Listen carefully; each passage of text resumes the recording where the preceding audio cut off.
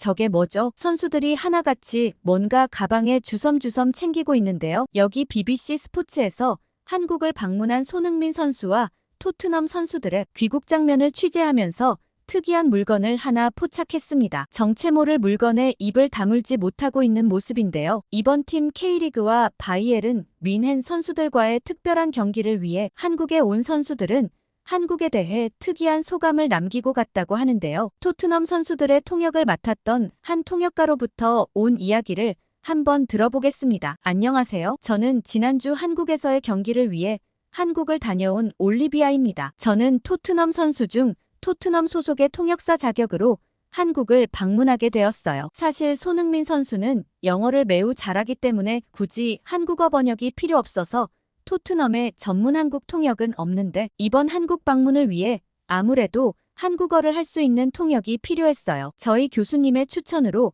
저와 다른 동료 몇 명이 이번 토트넘 방안에 함께 할 수 있게 되었습니다. 솔직히 교수님께서 처음 제안하셨을 때 저는 믿기지 않았어요. 원래 저는 주로 기업에서 요청하는 국제 협상이나 회의에 주로 번역을 하기 때문에 토트넘 선수나 손흥민 선수 같은 스타를 만날 기회가 없거든요. 제가 만나는 사람들은 주로 기업의 회장님들이나 실무진들이죠. 그런 손흥민 선수를 가까이서 볼 수 있다는 것만 해도 너무 좋았는데 한국에 갈 수 있게 되다니 무척 영광이었습니다. 원래도 한국어 배운 걸 잘했다고 생각했지만 이번만큼은 한국어 번역으로 활동하고 있는 제 자신이 너무 뿌듯했어요. 영국인인 제가 어떻게 한국어 번역을 하게 되었는지 혹시 궁금해하시는 분이 계실까 짧게 설명드리면 이 모든 건 전부 저희 엄마 때문이에요. 제가 어릴 때만 해도 한국의 위상이 그렇게 높지 않았거든요. 모두들 일본 문화에만 어느 정도 관심이 있었고 한국이나 북한이 비슷비슷한 나라라고 생각하며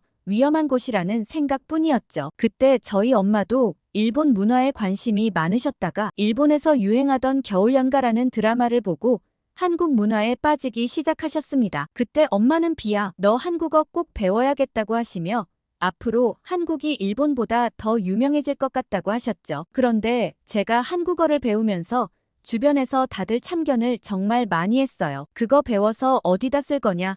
한국 그 작은 나라에서 뭘 할 줄 안다고 배웠냐면서 친구들부터 어른들까지 모두 다 한마디씩 거들었어요. 그땐 어린 마음에 엄마에게 그만두고 싶다고 얘기한 적도 있어요. 한국어는 재밌었지만 친구들의 무시를 견디기 힘들었거든요. 그런데 엄마는 한국은 분명 엄청난 잠재력을 가지고 있다고 하시며 언젠가 제게 큰 무기가 될 거라고 하셨어요. 한국어가 싫으면 그만둬도 되는데 그게 아니라면 끝까지 해보자고 하셨죠. 그때 엄마의 말을 듣고 저는 제가 좋아하는 한국어를 계속하기로 선택했어요. 그런데 막상 지금은 모두 부러워하고 있죠. 엄마 말대로 한국어는 지금 제게 가장 큰 무기가 되었어요. 한국어로 밥 벌어먹고 살고 있는 데다 지금은 토트넘 선수들 번역까지 맡게 되었죠. 제가 이번에 토트넘 통역으로 한국에 간다니 제 주변 모든 친구들이 다들 부럽다고 한마디씩 했어요. 옛날엔 한국어 어디다 써먹느냐고 비난하던 친구들이 지금은 싹 다 바뀌었죠. 한국의 위상이 높아지면 높아질수록 저에 대한 친구들의 부러움도 점점 높아지고 있어요. 그런데 한국행을 앞두고 토트넘 측에서 제게 연락이 왔습니다. 선수들의 요청 사항을 듣고 저는 깜짝 놀랐죠. 간단한 한국어 인사법이라든지 예절을 알려달라는 연락이 왔어요. 아무래도 한국에서 하게 된 만큼 한국 문화를 최대한 배우고 신뢰가 되지 않도록 준비를 제대로 하고 싶다고 하셨죠. 처음엔 간단한 인사말조차 어눌하게 하는 선수들을 보고 웃음이 터져 나왔습니다. 세계 최고의 스타 플레이어들이 아이처럼 더듬더듬 한국어를 하는 게 정말 웃겼거든요. 그렇지만 선수들은 정말 진지하게 임했습니다. 주장인 손흥민 선수의 나라에 방문하는 만큼 한국 사람들에게 최대한 제대로 된 모습을 보여주고 싶다고 얘기했거든요. 그렇게 간단한 수업을 끝내고 집에 돌아오는 길에 저는 SNS를 보고 깜짝 놀랐습니다. 한국 팬들의 환영 인사가 정말 많이 올라와 있었거든요. 한국 사람들이 토트넘과 바이에른 뮌헨 팀에 보여주는 기대와 응원이 어마어마했어요. 그런데 정말 제 눈을 의심하는 게시글을 보게 되었습니다. 평소에 제가 정말 좋아하는 한국 가수들도 이번 한국행을 응원한다며 기대하는 메시지를 써놓았더라고요. 저는 한국 사람들의 이런 환대에 좀 의아했어요. 토트넘 입장에서는 친선 경기를 하는 건데 손님 맞이를 제대로 한다는 느낌이 들었거든요. 그런 한국 팬들의 반응을 알고 토트넘 선수들도 한국 방문에 굉장히 들뜨고 설레했어요. 다른 어느 나라에서 친선 경기를 할 때와는 사뭇 다른 모습이었죠. 그러던 어느 날 보안팀에서 근무하는 존을 만날 기회가 있었습니다. 그런데 존의 반응은 냉랭했어요. 손흥민 선수가 영국 현지에서도 인기가 어마어마한데 한국에서는 그 수준을 훨씬 뛰어넘을 거라 예상하고 있었기 때문이죠. 공항에서 혹시나 사람들이 많이 몰려 안전이 위협될까 걱정을 하고 있었습니다. 그 때문에 존은 매일 야근이라고 했어요. 구단 보안팀과 관계자들은 밤낮으로 회의를 거듭한다면서요. 만에 하나 선수들이 부상을 입으면 팀의 전력이 크게 떨어지기 때문에 최대한 안전하게 갔다 오면 좋겠다는 얘기를 했습니다. 그런데 저는 존의 말을 듣고 좀 의아했어요. 제가 아는 한국 사람들은 선수들에게 피해를 입힐 사람들이 아니라고 생각하거든요. 제가 그 말을 했더니 존은 일본에서 한번 크게 대었던 적이 있다고 했습니다. 그때 탑급 선수들이 많은 구단에서 근무했었는데 일본의 친선 경기를 한번 가게 되었다고 했어요. 아무래도 인기가 많은 선수들이었다 보니 공항에서 어마어마한 인파가 몰려들었대요. 그런데 처음엔 의외로 질서정연한 모습에 일본 사람들은 유럽 팬들과는 좀 다르다고 생각했다고 해요. 그래서 질서를 잘 지켜준 고마운 팬들에게 호텔 로비에서 팬 사인회를 개최했다고 했습니다. 예상보다 훨씬 많은 팬들이 몰려들었지만 질서 정연했던 공항에서의 모습을 떠올리며 큰 문제가 없을 거라고 생각했대요. 그런데 한두 명의 팬들이 갑자기 선수들에게 가까이 가려고 밀고 당기기 시작했고 보안이 흐트러지자 믿기지 않는 일이 생겼다고 했어요. 그렇게 반듯하게 줄을 지키고 서 있다가 순식간에 모두 우르르 달려들었다고 했습니다. 갑자기 현장은 아비규환이 되었고 일본 팬들은 자기가 좋아하는 선수에게 마구 달려들어 그 선수의 소지품을 가져가기도 하고 신체 접촉을 시도하기도 했다고 했어요. 깜짝 놀라 호텔 직원에게 어떻게 좀 도와달라고 요구했지만 그들은 자기 일이 아니라는 듯 딱 잘라 말했다고 했습니다. 그 모습에 좀 매정하다는 생각을 했대요. 공항에서의 모습만 생각하고 경호 인력을 충분히 확보하지 않았던 구단 측은 어쩔 수 없이 관계자들이 모두 달려들어 겨우 선수들을 구출했다고 했습니다. 그 과정에서 존도 누군가에게 긁혀 크게 다쳤다고 했어요. 이 사건 이후로 존은 일본 사람들에 대한 생각이 확 바뀌었다고 했습니다. 겉으로 보기에는 친절하고 누구나에게 잘 대해줄 것 같지만 속마음을 숨기고 있는 것 같다고 했죠. 그래서 이번 한국 방문을 앞두고도 그때의 기억이 떠올라 걱정이 된다고 했습니다. 저는 존의 말에 동의하는 척 했지만 마음속으로는 그렇게 심각하게 걱정할 필요 없을 텐데 하는 생각을 했죠. 아무튼 한국에 갈 날이 점점 다가오고 있었고 저는 잔뜩 들떴습니다. 저 혼자 통역을 하는 게 아니었기 때문에 잠깐 짬이 나면 한국 시내를 조금 구경할 수 있지 않을까 싶은 생각이 들었거든요. 그런데 제가 진짜 해보고 싶은 게 한 가지 있었어요. 한국 드라마를 보면서 항상 의아한 장면이 하나 있었거든요. 바로 밤에 편의점 테이블에 앉아 맥주를 마시는 장면이었어요. 그게 실제로 가능한 일인지 궁금했죠. 일단 영국에서는 밤늦게 다니는 게 굉장히 위험하기 때문에 밤에는 가능한 우버를 타고 다니고 있어요. 요즘 유럽에서는 약을 하는 사람들도 늘어나고 있고 길에서 불황자들을 만날 위험도 있기 때문에 적당히 어두워지면 귀가하는 편이거든요. 그리고 애초에 영국은 가게들이 다들 일찍 문을 닫아요. 맥주를 파는 술집만 조금 오래 하는 정도지 모든 가게들이 적당한 시간에 문을 닫기 때문에 거리가 꽤 어둡거든요. 그런데 한국 드라마 속에서는 항상 밤에도 길이 환하게 밝혀져 있고 자유롭게 앉아서 맥주를 마시는 게 늘 신기하다고 여겼어요. 드라마 속이니 그저 연출해 놓은 장면일까 싶기도 했죠. 그리고 한국의 올리브영이라는 곳을 꼭 가보고 싶었어요. 한국 사람들은 피부가 어찌나 좋은지 잡티 하나 없는 맑은 피부가 정말 부러웠거든요. 서양 사람들은 피부가 하얗긴 하지만 잡티가 너무 쉽게 생기는 얼굴이라 피부에 가릴 게 너무 많아요. 그래서 화장이 두꺼워지곤 하는데 한국인들은 늘 맑고 투명한 피부에 화장도 진하지 않고 수수하니 예쁘더라고요. 그래서 저도 올리브영에서 한국 화장품을 잔뜩 사와서 화장이라도 따라해보고 싶다는 생각이 들었습니다. 그렇게 한국에 가는 날까지 하고 싶은 것들을 잔뜩 정리해뒀죠. 그러곤 한국에 가게 되는 날 저는 손흥민 선수를 가까이서 보고는 속으로 좀 놀라고 말았어요. 주변 사람들에게 일일이 공손하게 인사하는 모습이 충격적이었거든요. 저 정도로 유명한 스포츠 스타가 되었으면 카메라가 없는 곳에서는 좀 무게 잡기도 하고 주변 사람들의 시중을 받을 법도 한데 스텝 하나하나까지 세심하게 챙겨주는 모습이 인상적이었습니다. 잠깐 통역을 도와주러 온 저에게도 선수들에게 한국어를 가르쳐 주어서 고맙다는 얘기까지 했어요. 저는 너무 영광인 나머지 제대로 말도 못하고 어버버했던 게 지금 생각해도 속상한 것 같아요. 정말 젠틀하게 인사를 건네는 그에게 고맙다는 말밖에 못했거든요. 그런데 저는 이상한 장면을 하나 목격했습니다. 보안팀이었던 존은 안절부절하고 있었거든요. 말을 걸어보니 어제 걱정돼서 잠을 한숨도 못 잤다고 했습니다. 어제 2시간 정도 잠깐 잠을 잤는데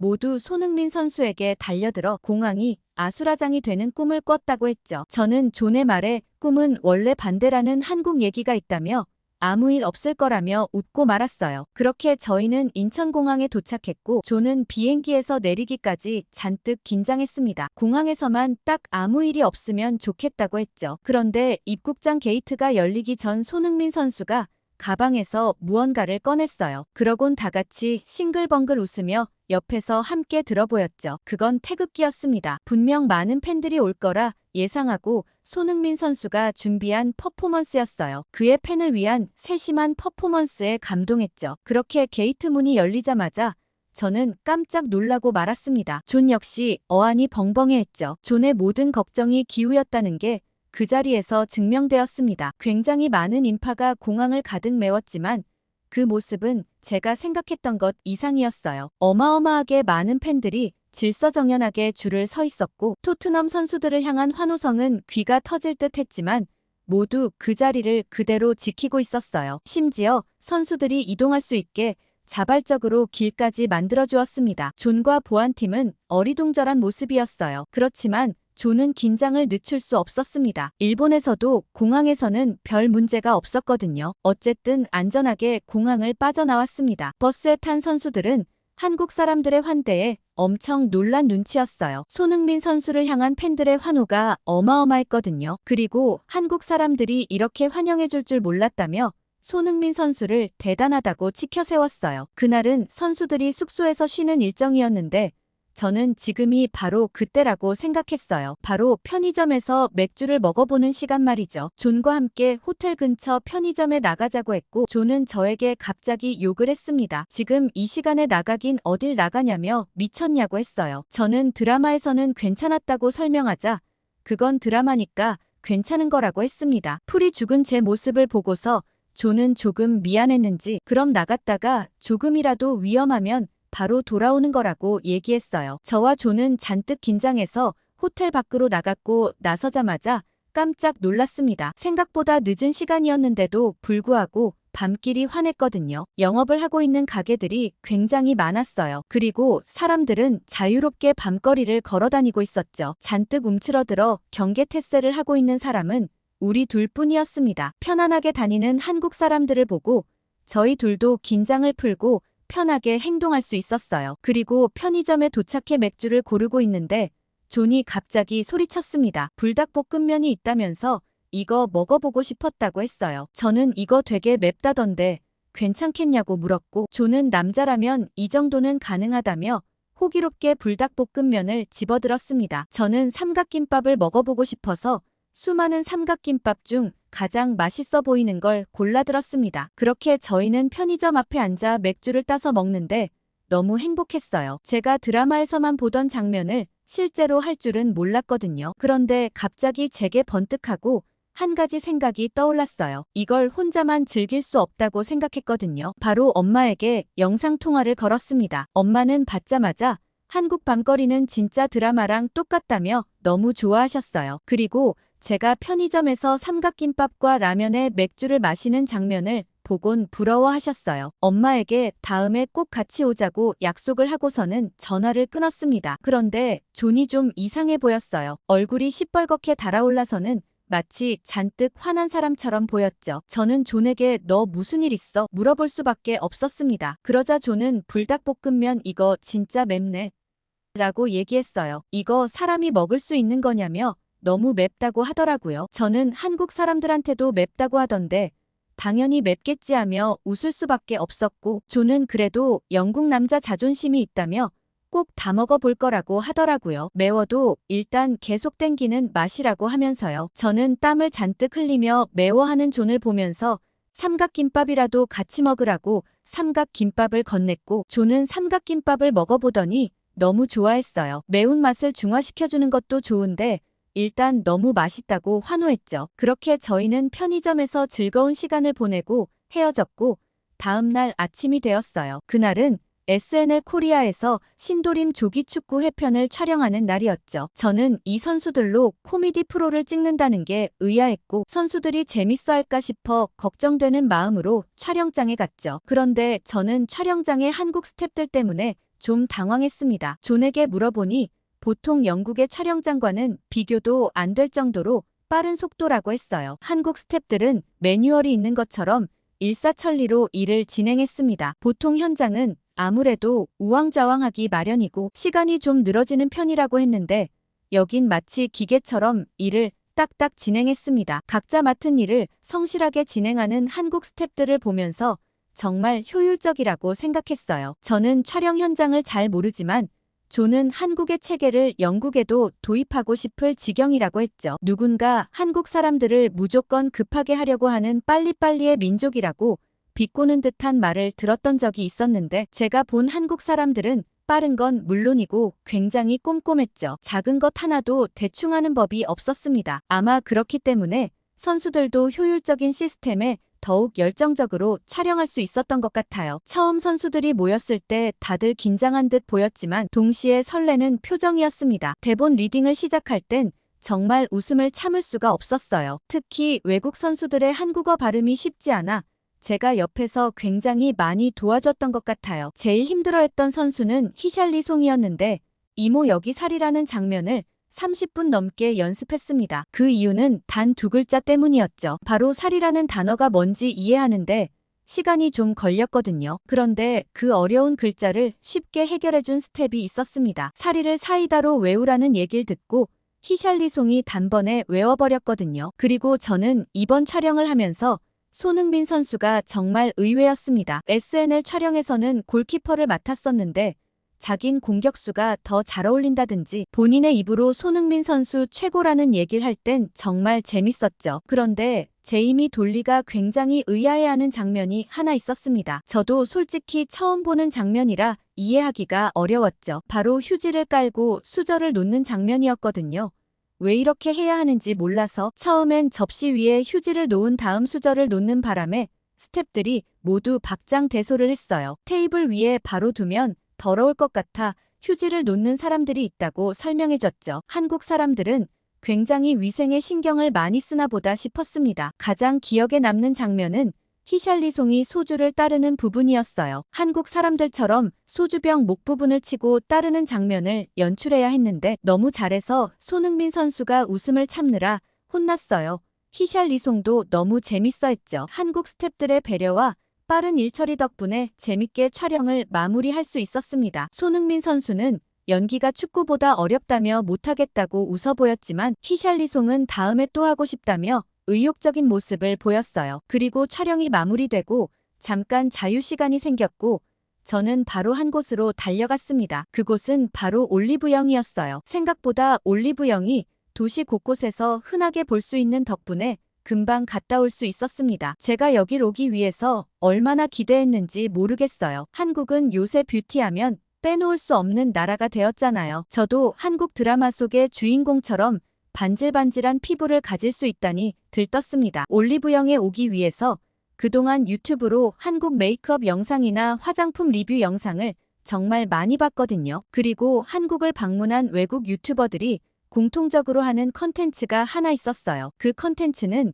영상 조회수도 어마어마하게 많이 나올 정도로 사람들의 반응이 뜨거운 편이죠. 바로 올리브영에서 산 것들을 막 소개하며 자랑하는 영상이거든요. 저는 미리 그 동영상들을 보면서 사고 싶은 걸 휴대폰에 가득 저장해 놓고 직원들에게 제가 저장해 놓은 사진을 보여주며 다 찾아달라고 말했죠. 그렇게 두 손 가득 한국 뷰티 제품을 사서 호텔로 돌아왔어요. 짧은 자유시간을 정말 알차게 잘 사용한 것 같아 스스로 뿌듯했죠. 그리고 그날 저녁 선수단은 모두 한국의 고깃집으로 향했습니다. 다들 2년 전 한국에 와서 한우를 먹어본 덕에 이번에도 매우 기대하는 눈치였습니다. 이날은 돼지고기 집으로 향했는데 선수들은 식당에 도착하자마자 또 한 번 놀랐어요. 어김없이 식탁 위에는 수많은 반찬들이 정갈하게 놓여 있었고 마치 뷔페 같았거든요. 반찬은 모두 색깔도 모양도 다양했고 건강식으로도 손색 없는 음식이었어요. 먹기 전 눈으로 볼 때부터 이미 즐거웠죠.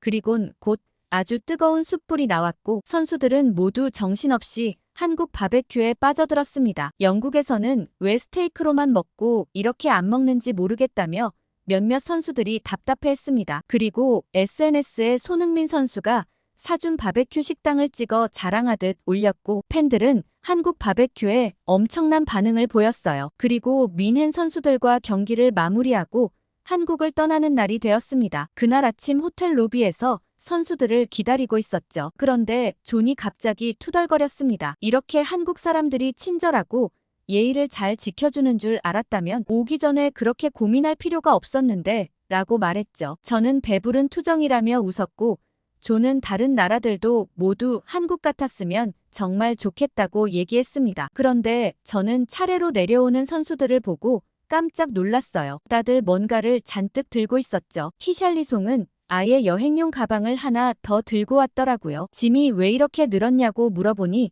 가방을 어제 급하게 하나 더 샀다며 바로 이것 때문이라고 얘기했습니다. 저는 히샬리송의 가방 안의 물건을 보고 깜짝 놀랄 수밖에 없었어요. 가방 안에는 쌀과자를 비롯한 한국 과자들이 잔뜩 담겨 있었거든요. 히샬리송은 한국 팬들이 먹어보라고 준 과자들이 너무 맛있어서 미리 준비했다며 웃어 보였습니다. 자기만 그런 게 아니라 다른 선수는 진짜 더 특이한 걸 챙겨간다고 했어요. 자긴 아무것도 아니라고 하면서요. 따라 내려오는 선수도 무언가 한 보따리를 챙겨가는 것 같았습니다. 와이프가 꼭 사오라고 했다며 가방 가득 마스크팩을 챙겼더라고요. 모두들 한국 기념품에 푹 빠진 모습이었어요. 그렇게 선수단은 공항에 도착했고 많은 팬들과 취재진들이 선수들을 기다리고 있었습니다. 출국장으로 향하는 길, 선수들은 하나같이 한국에서의 추억을 이야기하며 즐거워했어요. 특히 고깃집 투어 얘기가 나오자 모두들 입맛을 다시더라고요. 팝에 사르는 갈비는 손으로 먹어야 제맛이라며 손흥민 선수에게 영국에서 한 식당을 또 데려가 달라고 했어요. 포스테코글루 감독은 한국이라 어쩔 수 없이 지켜봤지만 모두 살이 너무 많이 쪘다며 영국 가면 체중 감량 프로그램부터 해야겠다며 고개를 절레절레 흔드셨어요. 비행기가 이륙할 때 이번 한국 여행도 너무 즐거웠다며 아쉬운 표정을 지었어요. 하지만 그들의 가방 속에는 단순한 기념품이 아닌 한국에서의 따뜻한 추억이 가득 담겨 있기 때문에 영국에 돌아가서도 한동안은 한국을 추억할 수 있을 거라고 생각해요. 이번 방문이 축구를 넘어 문화 교류의 장이 되었다는 걸 느낄 수 있었죠. 오늘 올리비아 씨의 사연 어떻게 들으셨나요? 한국 물건에 푹 빠진 정상급 축구 선수들이라니 정말 뿌듯하고 감격스럽습니다. 무엇보다 한국 선수가 영국 프리미어리그의 주장이 되어 팀원을 이끌고 한국에 오게 되다니 더 감회가 새롭네요. 축구협회만 잘하면 될 텐데 정말 안타까운 마음이 이를 데가 없습니다. 쌀과자와 K바베큐에 푹 빠진 선수들에게 다른 음식은 또 어떤 걸 추천해 줄 수 있을까요? 댓글로 많은 의견 달아주세요. 구독과 좋아요 부탁드리고 다음에도 재밌는 사연으로 돌아오겠습니다. 여러분의 사연 제작소 감동필름이었습니다.